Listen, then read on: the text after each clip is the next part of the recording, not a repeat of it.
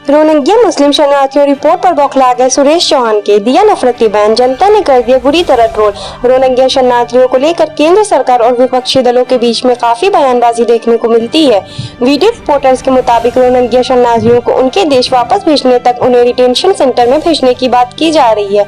इसी बीच अल जजीरा ने रिपोर्ट की है, जिसमें कहा जा रहा है कि एक टीचर रोहिंग्या भाषा को बचाने में भारत में जद्दोजहद कर रहा है, क्योंकि टीचर ने अल जजीरा को बताया कि रोहिंग्या शरणार्थियों की भाषा को सिरे से खत्म करने का प्रयास किया जा रहा है, इसलिए वो लगातार बच्चों को रोहिंग्या भाषा सिखा रहे हैं। इस रिपोर्ट पर दूरदर्शन न्यूज के सुरेश चौहान ने आपत्ति जताई है। सुरेश चौहान ने अपने नफराती अंदाज में इस पर प्रतिक्रिया दी है। अल जजीरा के इस रिपोर्ट पर सुरेश चौहान ने प्रतिक्रिया देते हुए लिखा, खाएंगे हिंदुस्तान का और गाएंगे रोहिंग्याओं का। इनको आश्रय देना देश की सबसे बड़ी गलती साबित हो रही है। पता नहीं सरकार कब इनको सीमा के बाहर करेगी। सुरेश चौहान के अपने इस नफरत के चलते सोशल मीडिया पर अपने इस फटकार का सामना कर रहे हैं। जनता ने दूरदर्शन न्यूज के नफराती पत्रकार को ट्रोल करते हुए कहा, तुम चिढ़ कर अपने आप को भस्म कर लोगे क्या? मोदी जी की बात क्यों नहीं सुनते हो आप? जब मोदी जी कहते हैं कि हमें नकारात्मक बातों से दूर रहना चाहिए और हमें सिर्फ सकारात्मक होकर ही सोचना चाहिए, फिर भी आप हमेशा नकारात्मक बातें करते हो। मोदी जी से क्या शिकायत है? आप उनकी मानते क्यों नहीं हो?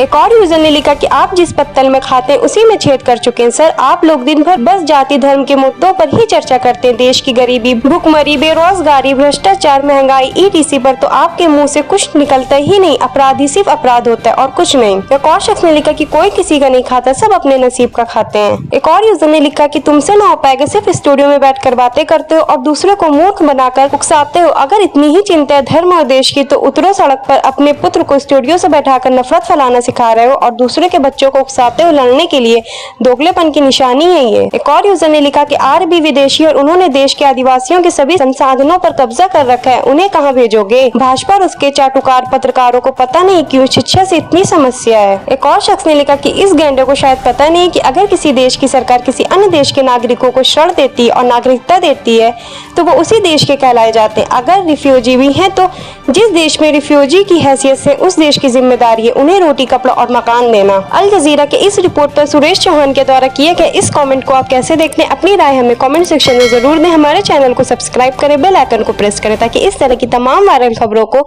हम आप तक पहुँचाते रहें।